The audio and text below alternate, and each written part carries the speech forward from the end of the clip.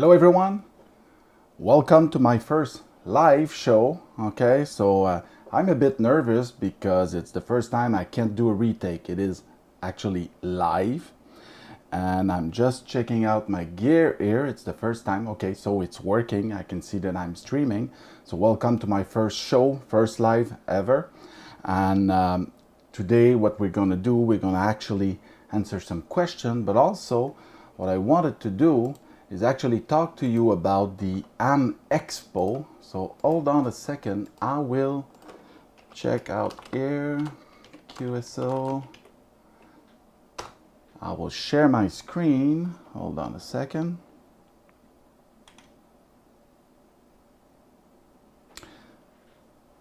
There we go. Hold on. There you go.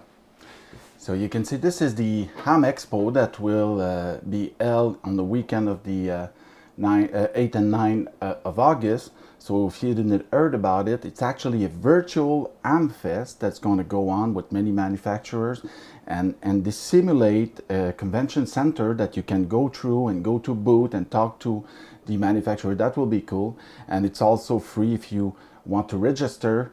And you'll be able to participate to that event for free, remotely, directly from your home, considering there is not much of a Hamfest right now. So this is very interesting to register for that and participate to this event. So I just wanted to let you know about this. Hold on a second. So I'm back to my camera here. And also, if you look at the video, you will see on the right side there's a chat. Okay, so I can see that there's some people saying hello everyone, thank you very much for being here. I can see VH3NIE from Ottawa and Experimental DMR. Jordan said good day, and congratulations, everything, thank you. There's not a lot, well, there's 25 people watching right now, so I'm a bit nervous. Okay, as I mentioned in the beginning of the video, I cannot, just switch between the just correct any mistake that I will make in the live show. So anyway, I got different gear here. Maybe I can show you that. Okay, this is the setup I made to be able to do live show. So there's a lot to manage on my side, but I'm going to show you that. So I'm going to switch camera like here, and what I'm going to do, and please tell me in the chat if you can hear me well, if everything is okay on your side. Okay, thank you, Martin. I can see Martin is there. So now I got my camera to show you my live studio that I built in my shack in the past few months. Okay, because I was waiting for gear. So I have a TV switcher here that let me switch between multiple HDMI input, and I can also switch to my radio, and I can actually activate the audio. Okay, so you're going to hear the audio. I'm going to deactivate it, but you can actually hear the audio from, oh, thank you, David. And actually I can do many things with this setup. That will be cool. We'll do some live QSO in the future with you guys, and maybe broadcasting live at the same time. There's about a 10 to 15 second delay before it's going live. Bit confusing, but for me, because I got here a monitor from YouTube. Okay, this is sorry, this is what you see on YouTube. I'm at the end of my cable now, so this is what I'm seeing live from YouTube. I got another HDMI switch here, so I have more input. Okay, so I can switch between, let's say I want to go through this camera here. Okay, hold on, I gotta turn this on. Okay, hold on. And there you go. So you're going to see I'm switching to the camera that is there. So I have different input. I got this camera as well, which is 1, and then 2, and then 3, and then 4. But I can also switch to my PC like I did using this one here. And I got the monitor right here so I can actually see my what's going on with the screen, and that is pretty good. So this is my live studio setup. I'm not kind of very familiar with it, okay, currently, because I need to get adjust to managing everything like this. So I got some macro. I got another PC on this side here. Hold on. I got another PC from this side. Got some light set up as well. Maybe you can hear the ventilation anyway. So thank you. Bonjour de la Floride. I can see that, Leslie. Thanks. And so what I'm going to do now, I'm going to answer some question and I'm going to test my macro with my setup at the same time. Okay, so what I have here, so this is a good opportunity for me to, hold on, for me to just interact with you guys as you ask questions, okay? And I can explain things that maybe I receive many emails with questions about my shack, my setup, whatever you like. So we can go, and if you have any question, you can go directly into the chat, ask the question, and I will pop it up. So, and I will be, oh, thank you. And I'm doing, you know, when I do something, I like the technical challenges. So what I do is I always try to go further and further and listen. And I've been practicing, okay, and setting things up so I can do an interesting live show in the future. And say hi, Francois. And what I'm going to do is I'm going to actually, hold on a second, I need to change the macro here, okay? I can also do overlay, okay? So this is very cool. So I can actually activate my name on there and do stuff like that. But this will be cool when I have some, when I invite someone, a manufacturer or something, to do live QSO with them using Zoom or whatever, another meeting platform, so I can actually put the name links directly into the video overlay. So I think that is a nice feature to have with a setup like this. I just wish that I have a friend here that will manage that while I'm talking, so I will not get distracted with all of this. Oh, Argentina, cool, and Netherlands.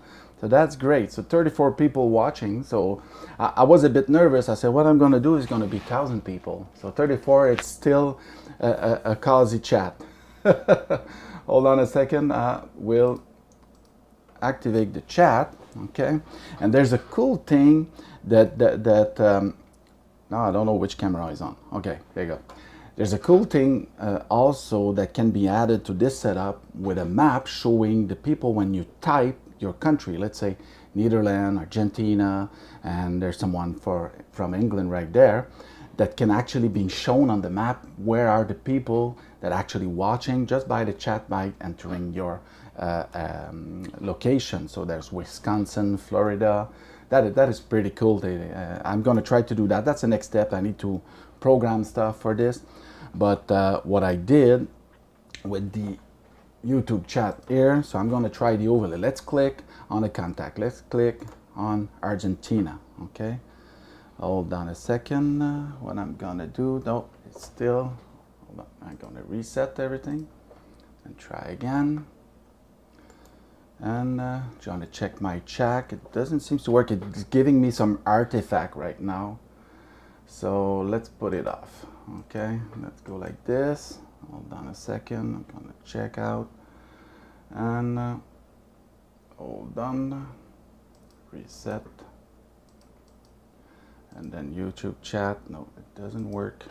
Okay, so hold on. Let me do something here. Okay, hold on a second. Gonna have to go to my settings. So if you want to see, hold on, and you're gonna see here. Okay,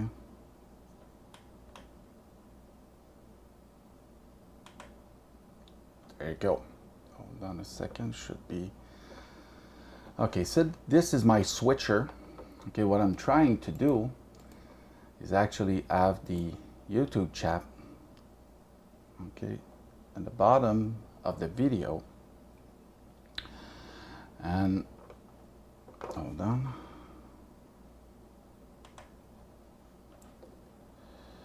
So I'm going to switch.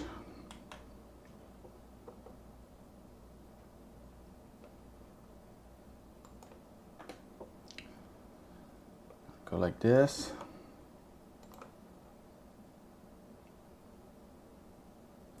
just waiting for,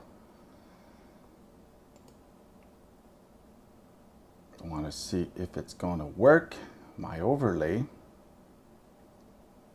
So I need to wait a few seconds. Sorry about that, guys. First live stream, and just wanted to have my setup. This has been tested a few times before, but it doesn't seem to work.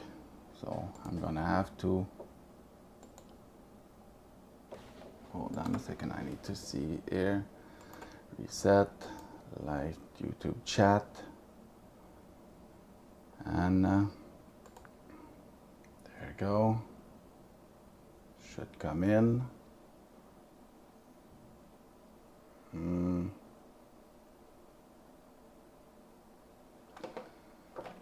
Okay, reset, YouTube chat.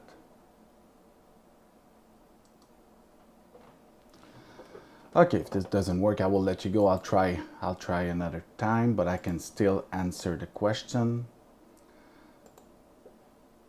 There you go. No. Okay.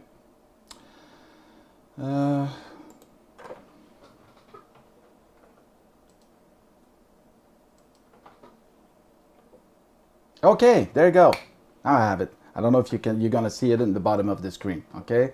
Don't try to get fancy today. Yeah, I should follow your advice, David. Very slow. But it's working now. That is the problem with live streaming. So everything is set up, and there's someone that asked me a question in French. There's gonna be a live stream in French at 11 this morning, okay? So, but I can answer that question. This question is about they want to have my opinion about the MB1 that you can see here. Since I had it for almost 2 years now, so it's almost 2 years, and I really like this radio, and for many reasons. Okay, and people ask me, did you prefer the 7610 or the MB1? I cannot answer clearly to that question. Let me explain. If you want to do something very simple, you hear DX or you want to operate very fast, okay, the 7610 is very good for that because it's actually very simple. You cannot scrap your audio with that. There's bass, treble, and that's about it, okay? So it's not complex to set up, and it's very easy to operate, to switch frequency, and you know, it's something, but in some point it's limited. Let's say you want to transmit more than 2.8 K wide, you can't with the IC7610. But if you go to the MB1, it is way more complicated. So let me switch to the MB1, and let's go into, just to give you an example, okay, of what this radio can do and how powerful it is. Okay, first, the thing you will notice, and I can do that with the 7610, okay, with the DVI converter. I can actually show you the screen of the MB1, but since it's a computer, okay, this is actually a computer. You're gonna see, this is a Windows 10 computer. Okay, when you turn it on, it boots directly into the radio, okay, just like any normal radio, and you can shut it off and it will do a complete shutdown in window as well, only with a one button. But the good thing, since it's a computer, I can have also the audio output from the radio. Okay, so now it is, if I come here and then I go into the audio, so now you can see, you can hear the cam 3, okay, but the volume is low. You can actually hear the radio into, I'm going to turn it off because maybe it's louder than me, I don't know. But this is something I can do with the MB1. And if you go into the EQ, just compare to the 7610, which have bass and treble, this one has many things. Processor, you can do many adjustment, filters, noise gate, you have a compressor, okay, but many adjustment, a limiter, and a full parametric equalizer, okay, that you can actually set up.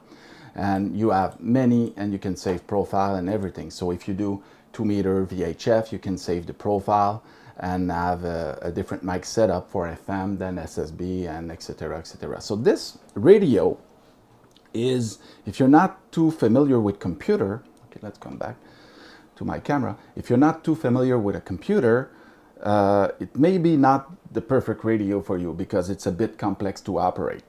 But if you want to operate and be easy, you're a DXer and you're chasing DX, the 7610 may be a better option. But that's depends. So I have both. I like both of them for different type of application.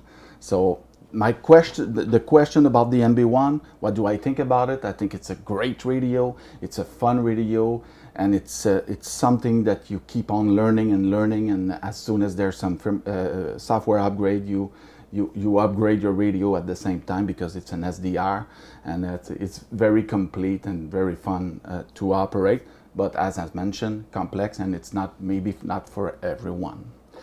And what happened to the DV4 Mini? Okay, well, the DV4 Mini, the company has just stopped making these. I think they were lacking. There was somebody programming, and they were lacking programmers. There's someone that was supposed to take it over, but it wasn't. You know, it wasn't took over. But if you go on xreflector, okay, .net, there is someone that did update the software to be compatible with MMDVM and stuff like that. Anyway, and you'll be able to use it with the latest update. So the DV4 Mini will work. You go to XRF. I think it's hold on a second. I will. Now my macro is on, so I cannot show you for now, but I can show you at the end. But it's still there's some new software update that you can use the DV4 Mini, so it will still working, but you cannot buy some anymore. Oh, there's someone from the south of France that say hi, and okay, how many active amateur radio individuals are in Iran? Oh, I don't know. I really don't know. And this is something that interests me to know how much AMs are active in the world. And the last number I got was around 3 million. So that's not a lot. So this is something I brings in my video review when someone, hold on, I'm gonna pop up the comments. And from someone asking me why equipment are so expensive and stuff like that. When manufacturer built an equipment for AM radio market, there's a 3 million possibility, and half of them are in Japan. Okay, so there's not a lot of them. I don't know about how much AM radio operators are in Iran. That will be interesting if someone know a link that can show us an average. I know in Canada it's around 65,000, but active AM it's maybe like 10. And in USA I think there are 700 or 1,000 or something like that. So you see that they have 1.2 million in Japan. I believe that's the last number I have in mind, and 700,000 in USA. So just there's the 2/3 of the AM radio operator in the world are in those two countries. So and all the rest in other countries. In Canada it's 65,000. I don't know in France. I have something like 18,000 in mind. But if someone has a link about this, can you just post it into the comments on the right side of the video so I can share with the people here.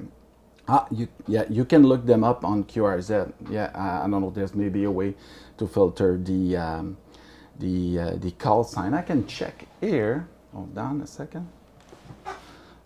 I can check here. Iran starts, the call sign start by Echo Papa or Echo Quebec. Okay, so that is the call sign starting with when you're in Iran.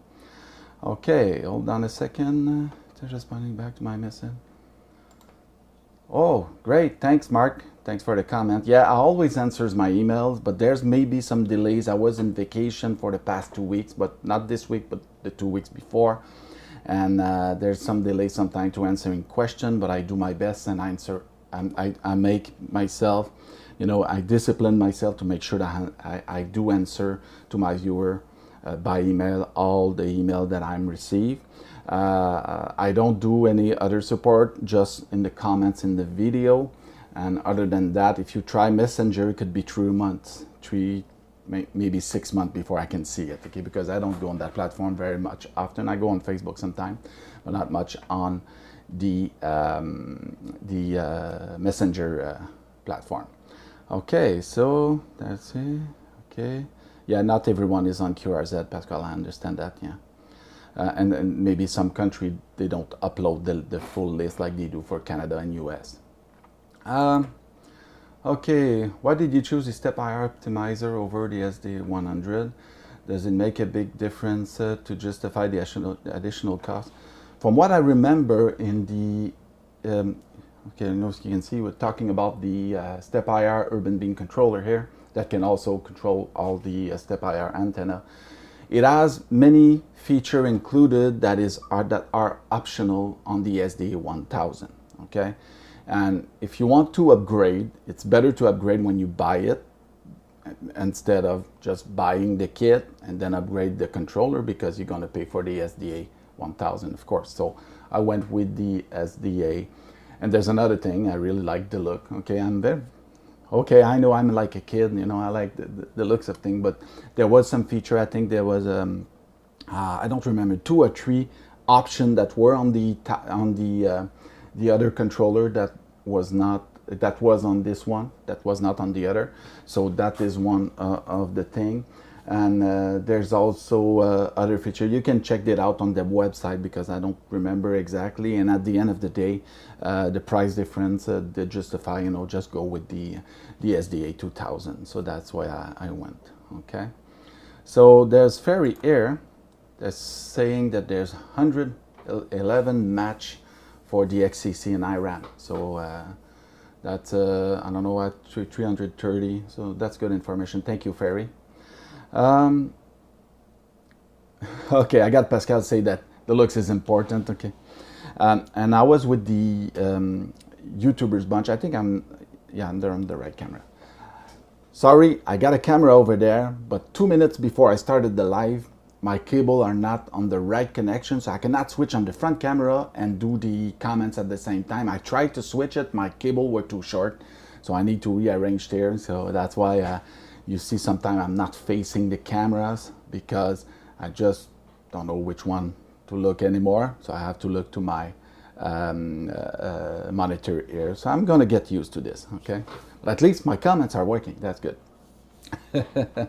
And I was with the YouTubers bunch the other day. We're doing a recording and we were having a chat, and we were actually, hold on a second, yeah, and we were talking about what are our activities, what we like in AM radio, and they were talking about POTA, SOTA, and all the contesting and everything. On my side, AM radio for me, it's more a shack experience than anything else, okay?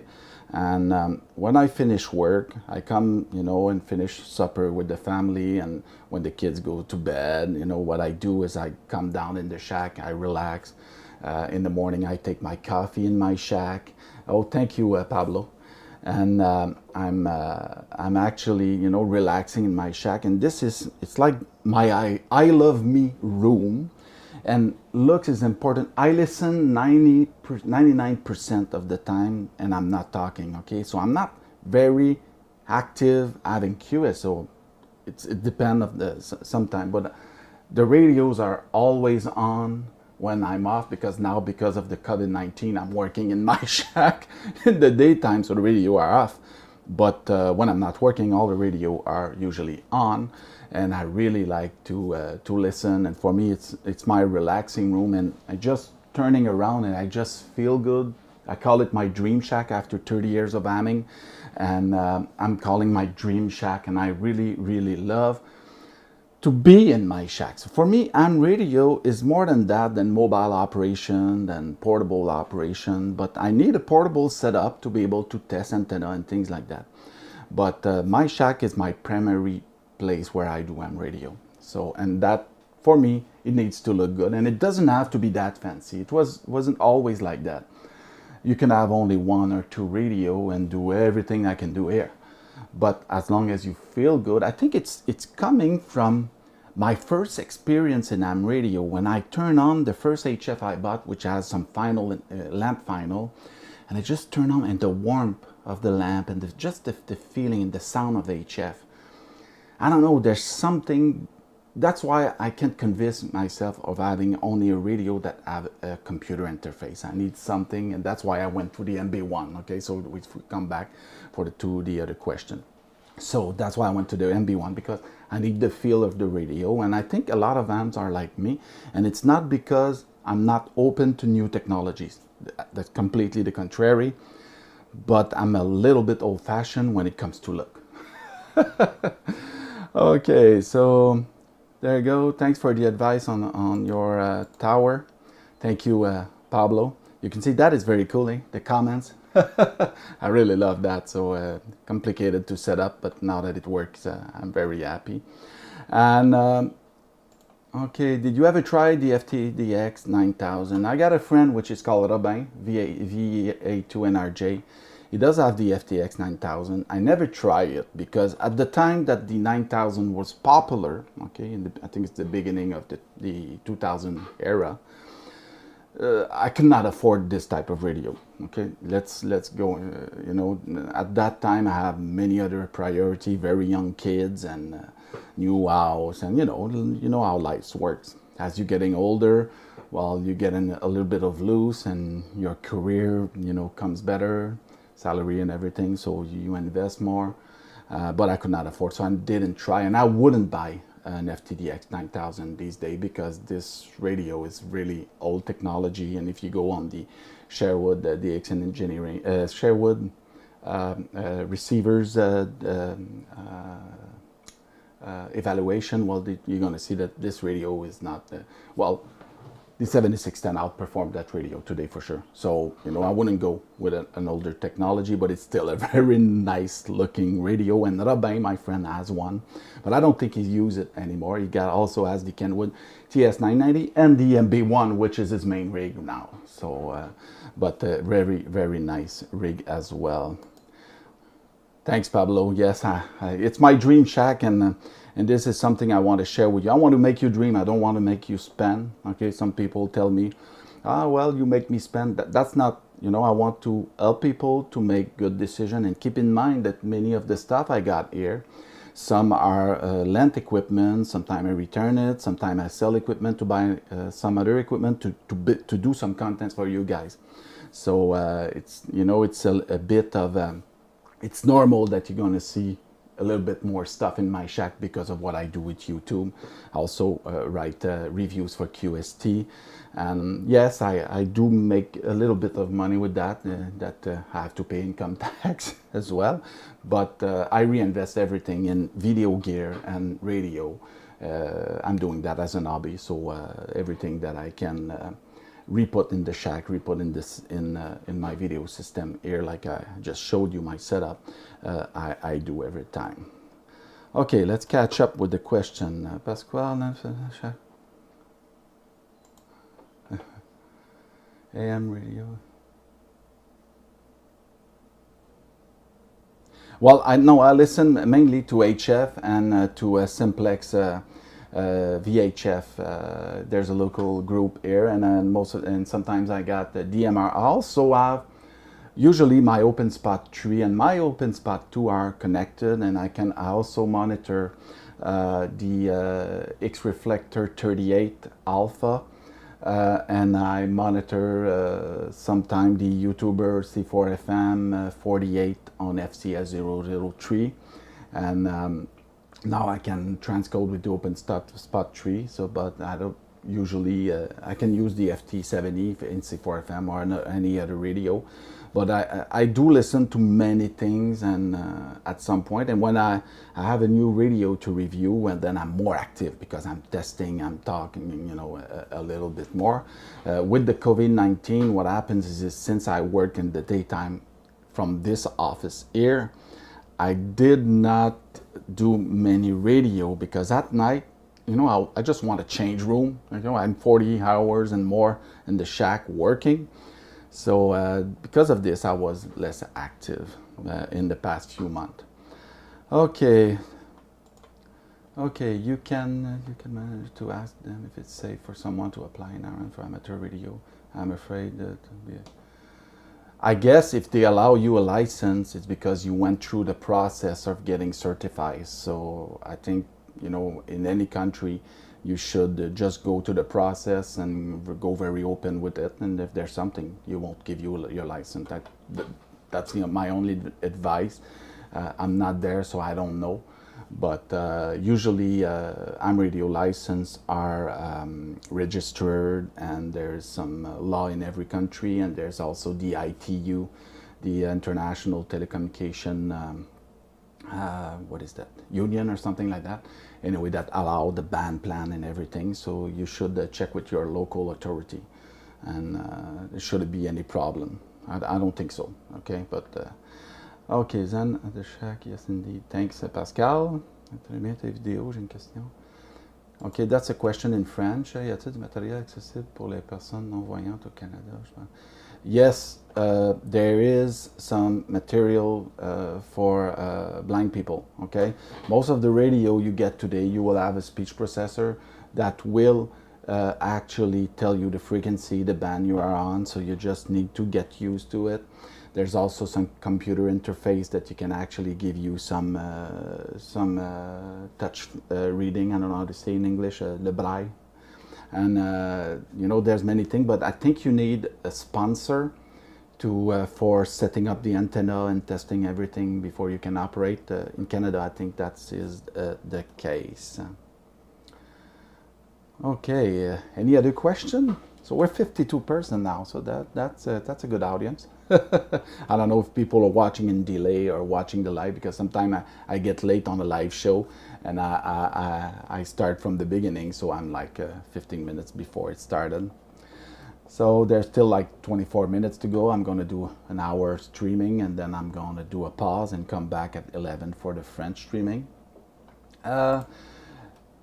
Yes, I can still use my DV4 home, but since I have many hotspots, I don't, as you can see, it's not plugged in, but both of them are working.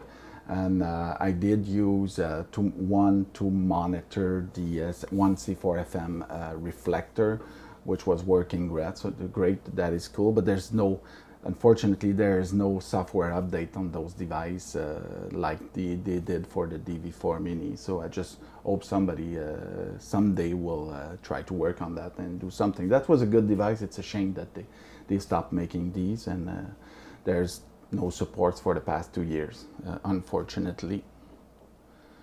Okay, which radio handles more better than noise better, the MB1 or the 7610? From my perspective, from my ear, okay, I can't see any difference. So it's tough for me to say, because I can't see any difference. I think the noise blanker is a bit better on the 7610, okay, this is what I noticed.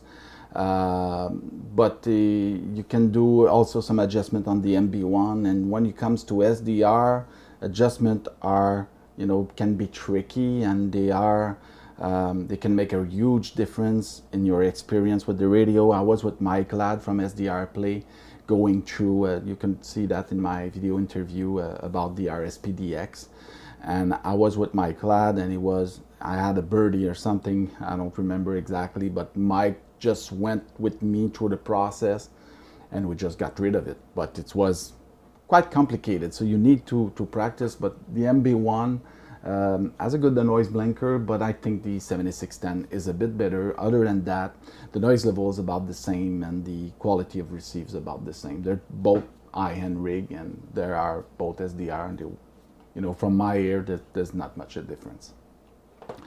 Can you explain your cabling in detail? Okay, yes, I can.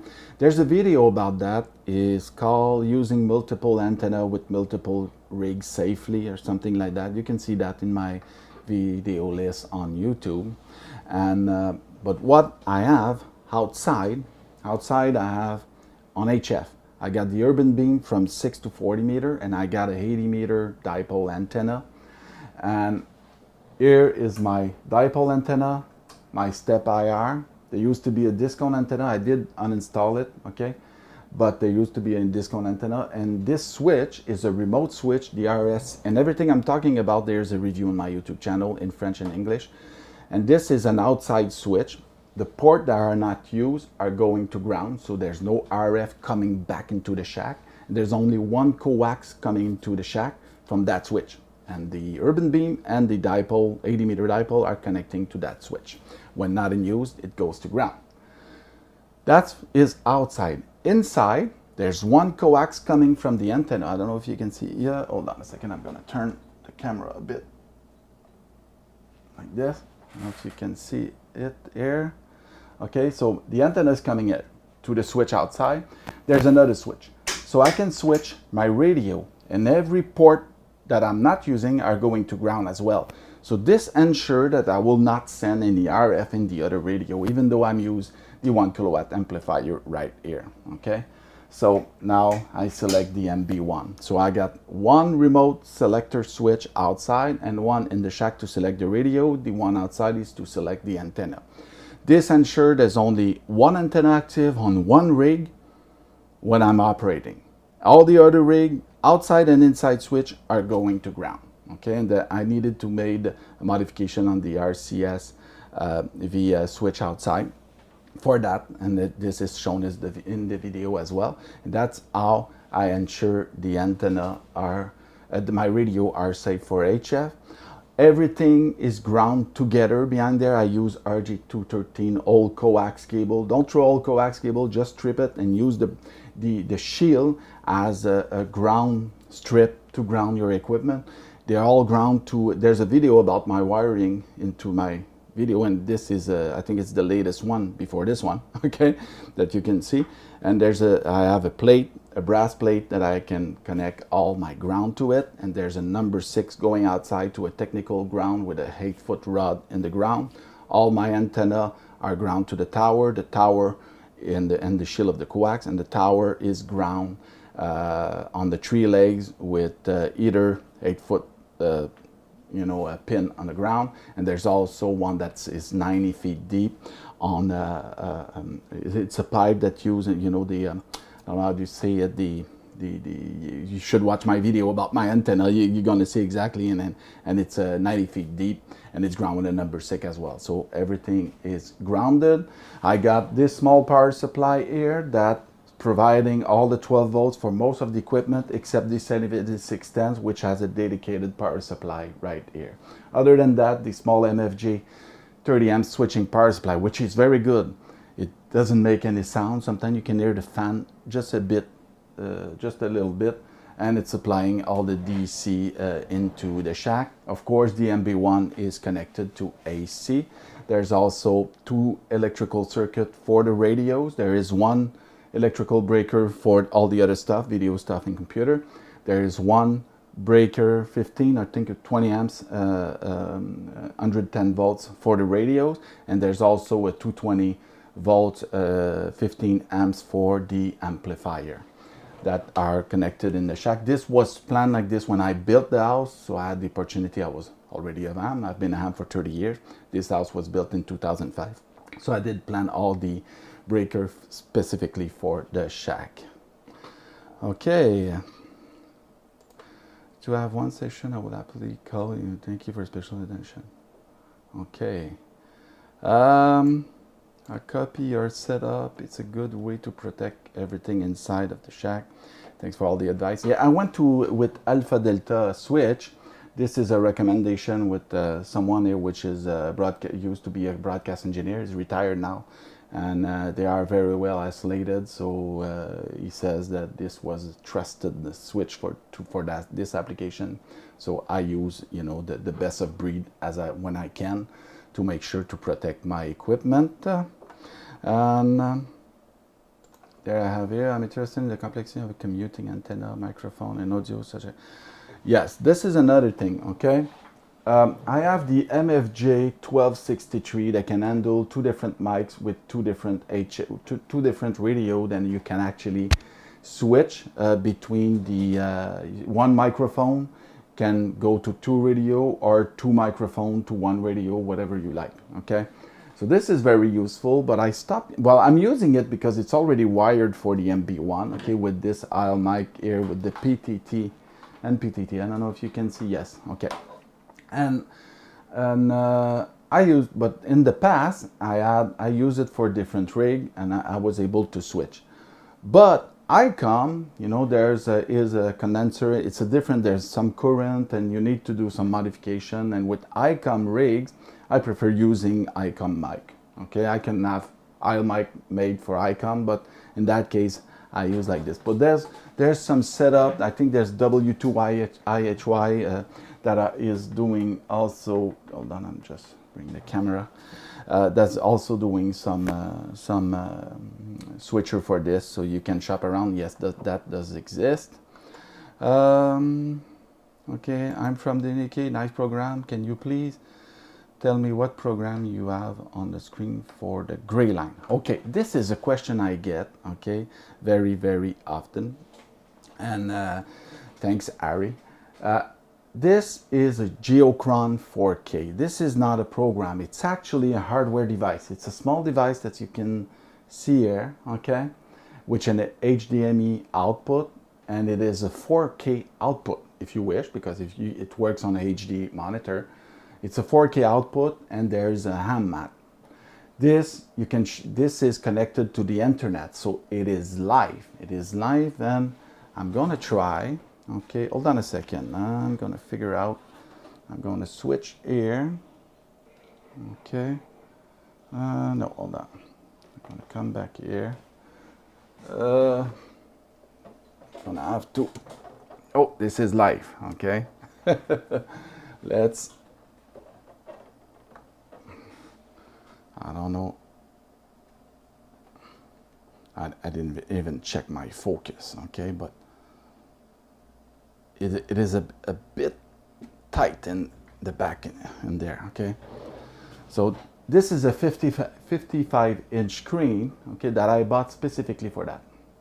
And I have a remote with this device. There is a menu, and yes, you can see. And there's a video on that device as well. It's an old version, but there's a video. You can actually add layer. You can add live satellite. You can add live weather as well, but I don't do that. And there's also, if you set up time zone, hold on a second. And you can add layer. Let's say you want to add some, hold on, some air traffic. Let's add air traffic. There used to be more. Hold on, you can see the air traffic. Yes, you're gonna see the air traffic, okay? So you can have that. There's many things. You can have pins, and there is a AM radio map. Hold on, there's also air pollution, population density. You can adjust the light for nighttime, okay? And you can actually see the gray line, which is very useful. I know they're gonna develop many other things for AM radio, but this is the AM radio map. I went on that because it's a 4K, having a large TV like this, I'm able to go and see. That's where I got the Iran call sign, where it's, you know, just going, it's actually a ham radio map, and you can see the nighttime. And this, it's giving you see here in Canada where I'm located, you can see that the days are getting shorter, okay? So we just passed the equinox that was on top, and this is the winter solstice or equinox, whatever. And you can actually see it. And you can actually start a demo that will show you a complete year round. And this is adjusting live from internet. There is the ISS space station that you can actually see on this as well live. This is very cool. I just wish we can have a beacon, okay, showing you where our propagation in the world from your location. That will be awesome, okay? But I asked them for that, and I know they're developing more stuff for AM radio. It is very, I think it's one of the coolest thing in my shack. They used to make, well, they still make the mechanical one that started in the 50s. There was one at NASA. I know that Reagan gave one to Gorbachev as a gift when he visited the United States. And but these are like $3,000 or $5,000, you can go on the website. It's geocron.com. Okay, and let's start the demo mode. Now you're going to see, yes, you can see. So you're going to see a full year in a matter of a few seconds. So you see actually the full year going year round like this, where the sun goes. It's very awesome. Very, very cool. So this is the Geocron 4K, and it's a bit expensive, okay, but it does worth it. I think it's a, I call it the jewelry for AM. Jewelry for AM. Hold on. Okay, I think I zoom in. Let's go like this. Okay, I'm back. Okay, Pasquale, how do you like the open spot tree? And do you use? Yeah, I really like the open spot tree. I really like the fact that it is converting any digital mode to any digital mode, and just like all the previous open spot tree, very simple to operate. And something they did from start is did it in HTML5, making it very easy to operate it from any smart device or any platform, any browser, which is very, very cool. Okay, do you use extra software, loggers, skimmer, and how does your machine handle this? Well, I don't have the Prime version. If you don't use on the MB1, if you do not, you only use the radio, the standard version is very good, but you can upgrade your MB1 yourself. You can actually change. My friend Robin upgraded to a i7 processor, upgraded to 32 gigs of RAM, upgraded the hard drive. You can do many upgrades because it's actually standard computer components that are in there. And you can do an upgrade to a Prime version, or you can buy a Prime version already upgraded, okay? I have a problem in my shack when it comes to logging. You see, this is my operating position. I have many rigs, and I want to have the rigs in front of me. If I want to log, okay, and still want to see the screen of the rig, I need to log on one of these two monitors. So it's not really convenient, but something I do log all the FT8 contact, but I use the RSBA1 software from ICOM, and I use remotely the computer right here, and going through the IP network, I connect to my 7610, and I log automatically from there, and I can actually do digital mode from this workstation without being in front of the radio. I can monitor the amps, I can monitor the radio just by turning around. But that's how I do things. And I need to select a new logger, a new software for logging. I did not decide it yet what I'm going to use. In the past, I used Logger 32, and everything was automatic. My rotator was rotating I just entered the call sign in the log, and the rotator just went and going directly to the direction, and everything was automated. That was really nice. But I need to do something with this. I started at some point, but I didn't finish up, and there's a lot of things to configure, with the split COM port and everything.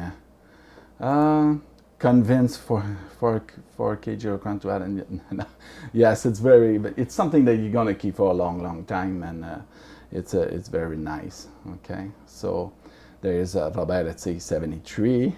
Okay, still 52% watching the live show, so I think it's not that bad that people are staying. So there is 8 minutes left. So if there's any other question, okay, somebody's here. I work for HRD. I can arrange you a discount. Oh, that is great. I can try it and do a video review. I used to use HRD a long time ago, but that can be. There's also there's log for OM as well that I did try quickly but didn't finish to.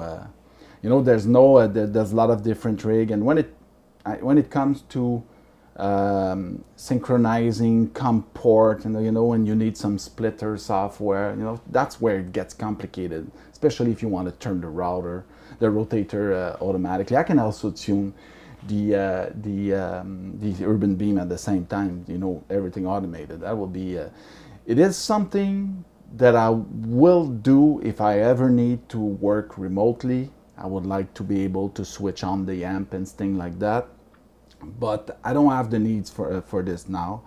So it's not something that I know that Step IR is coming with a new controller that is completely Wi-Fi and remote that you can operate from your phone. So this is something to I look forward to as well if I ever want to go remote.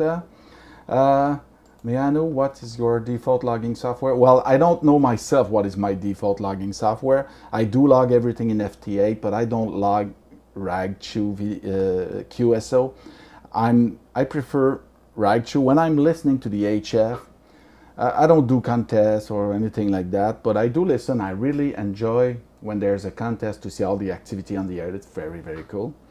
And I do listen, but usually I'm scrolling, and when I find a good conversation about SDR, something of a point of interest that I like, then I will sometimes jump in and have a QSO. Once in a while, I will call CQ on 40 meter or on 20 meter. It happens once in a while. And but I'm especially I want to RagChew with people. I'm not like calling DX and say 73 and that's it. No, I prefer. But I do log everything in FT8. And I use the FT8 WGTX software to do the logging, but I don't have any default logging software right now. As I mentioned, it's something that I need to check out which one will be best for me. Oh, thank you, Pascal. Thank you, Al. Thank you everyone for all the good work. Always appreciated. And thanks for watching. This is my first live video, and I will do some live QSO at some point, I promise. I can also switch for the next maybe a 3 or 4 minute. No, I don't do PSK31. I did in the past a few QSO in PSK31. I usually try things, and sometimes I don't come back to it. I do FT8 because it's a good way to collect DX, okay? DX, CC, things like that. But I prefer RagChew and go and jump in on a QSO with someone I know or sometimes someone I don't know. That was the question from Mike. According to you, which digital mode has the best sound between... Well, it's definitely C4FM. C4FM in voice wide use 12.5 kilohertz wide. Okay, so it's the closest you can get from FM, and it sounds very good. And in digital narrow, it uses 6.25. And the same thing with DMR, it's 6.25 as well. So it's half of the voice wide in C4FM. That's why you cannot transcode in voice wide using DMR. You can only transcode because it's using actually the same, it's a 4FSK protocol, and you're actually using the 6.25 K as the digital narrow in C4FM. But it's still not bad. D-Star is the oldest digital mode for AMs. I think it's 4.8 K, and the audio quality is less, but it's a much more mature mode for AMs.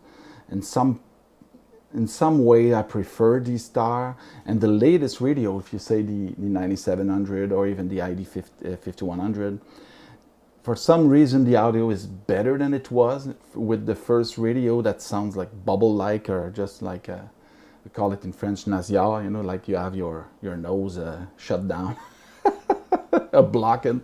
But the newest radio have better audio. But you know what I tell people, there's not a best mode, there's only one best mode for you. So if you have to choose and you only have one mode to choose because you're only gonna buy one radio, well, you buy the radio where your friends are. That's what you need to do. You buy the radio where your friends are, because it's to them that you want to talk.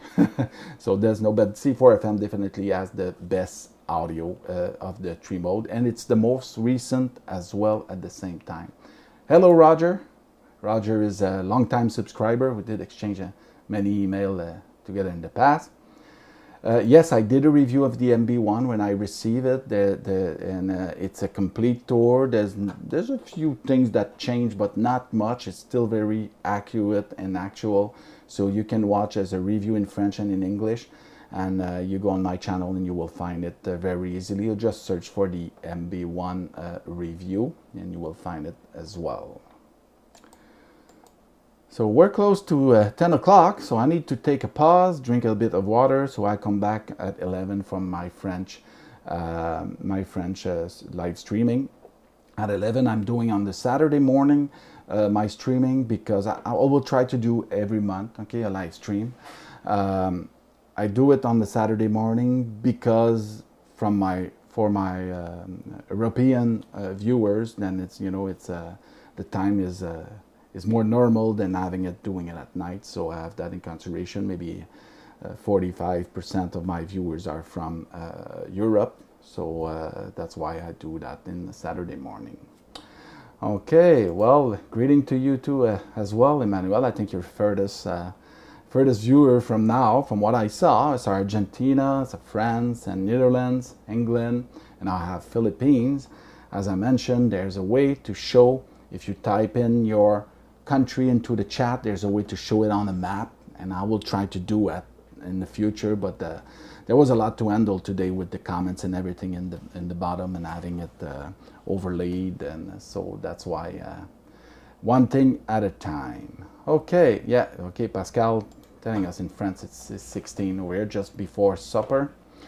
So okay, well, thank you very much, A92AA, where, okay, that is Bahrain. Okay, that is pretty far away. Well, good evening to you, and have a nice Saturday evening. Oh, there's a VK station. Oh, okay, now I think it beats everyone, because if you want to if you go further than Australia from my point here, well, you're actually getting closer. So it's probably the furthest away. Okay, and there's also Pablo from Canada. So I need to do something with this thing on the map. That will be very cool. So this completes this live video. I hope you did enjoy, and I guess you are a subscriber because you already got notified for the live stream.